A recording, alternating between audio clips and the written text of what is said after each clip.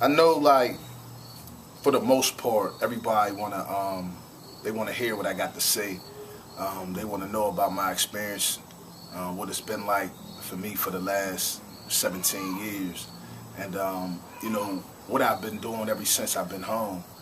And I guess at some point, man, we'll get into all of that. But what hasn't been said and what I feel the need to say at this point is that as much as it was a tragedy and everything that happened throughout this last 17 years, there are reasons why it happened. There are those who are fully responsible for the situation getting to the point that it did. And as much as I haven't said anything about that type of stuff up until this point, mostly because I didn't want to come across, and I never want to come across as being bitter and angry. I think, man, that it's necessary for people to know and understand how it got to this point, or how it got to the point of me being convicted for a crime that I didn't commit.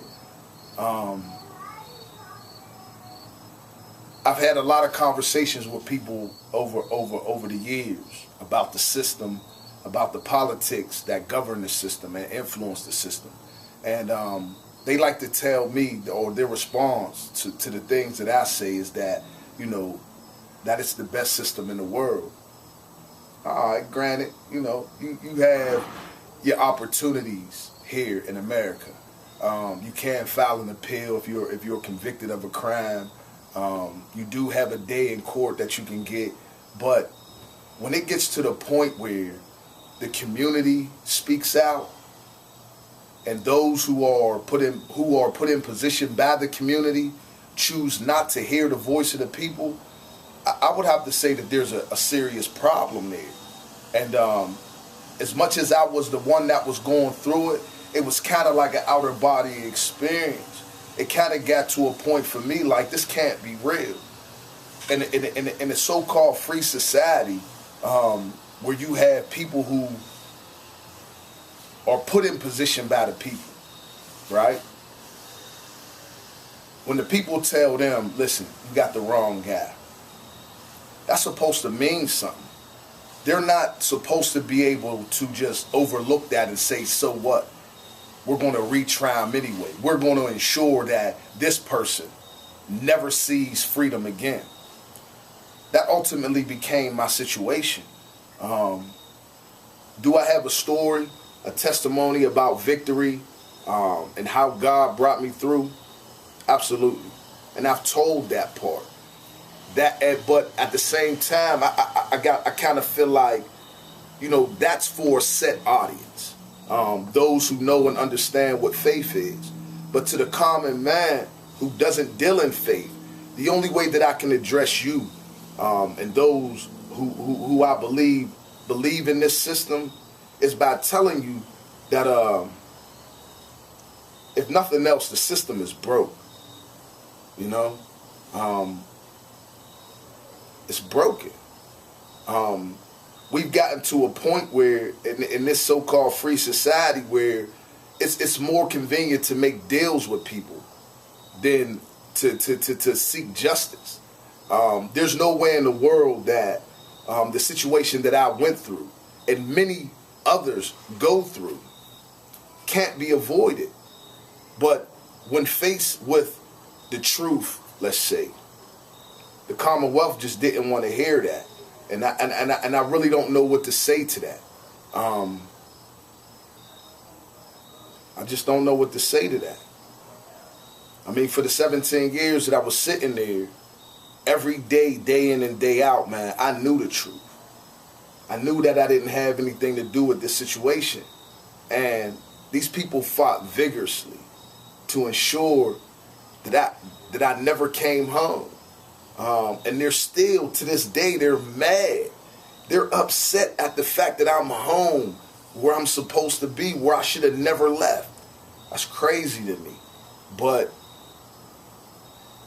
I mean, what can be said about folks who don't care, who just who just operate like they're God. What do you say about people like that? Do you give them a pass? Do you excuse them based on the need to, regulate? I don't even know what you say about people like that. I mean, I sat in this courtroom twice. The first time at 19 years old, I sat there, and I had no clue as to what was going on.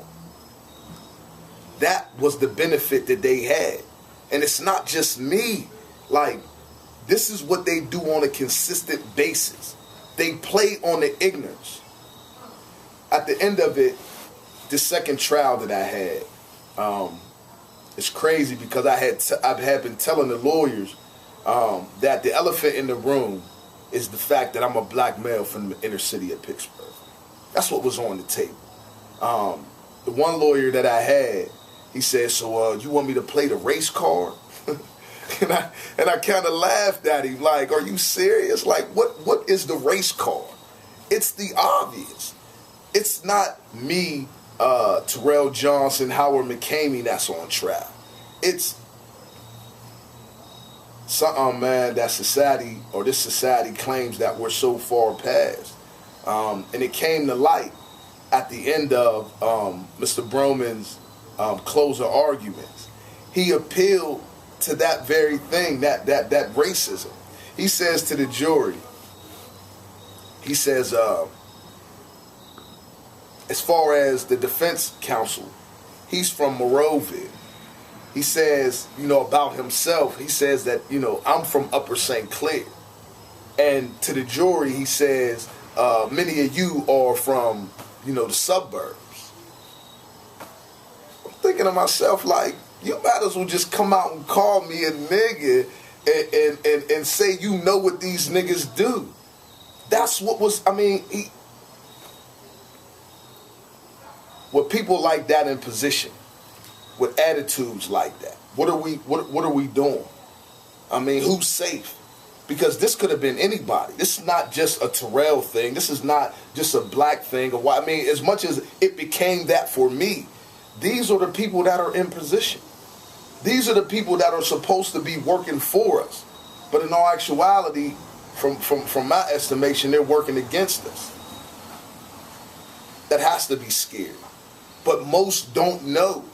They feel like, all I got to do is pay my taxes, vote, and everything is just fine. Most never really understand the dangers that they're in and day out. Because at any given time, as far as what I've just been through, they can grab you up out of your life, place you in a courtroom, and have you defend your freedom. That's crazy to me. Here it is, a woman by the name of Evelyn McBride. Now, I'm not going to say that I don't know this lady. She's from this community. But because of what it was that she was faced with in her life, she was able to make all type of decisions where my life was concerned. That's scary to me. Because now I live in a situation where at any given time it can happen again. What's to say today or tomorrow, man, these people won't pick me up and say that I did something else. At the point where that happens, I will have to defend my life again. This is the system that we living under. And that's scary to me. I'm not going to pose it like I'm sitting living in fear of what man can do to me. My whole thing is, when do they get held? When will they be held accountable for the wrong that they do? They have so many laws in place at this point that gives them immunity from the things that they do. You can file a lawsuit, but it will never affect their day-to-day living.